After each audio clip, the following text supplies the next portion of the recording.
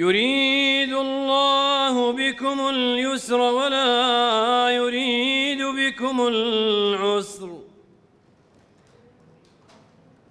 ولتكملوا العدة ولتكبروا الله على ما هداكم ولعلكم تشكرون. وإذا سألك عبادي عني فإني قريب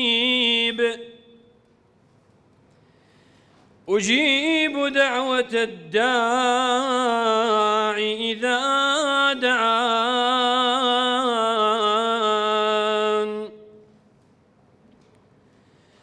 أجيب دعوة الداع إذا دعان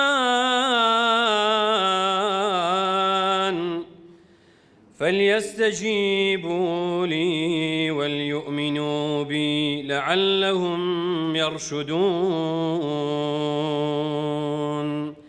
صدق الله العظيم.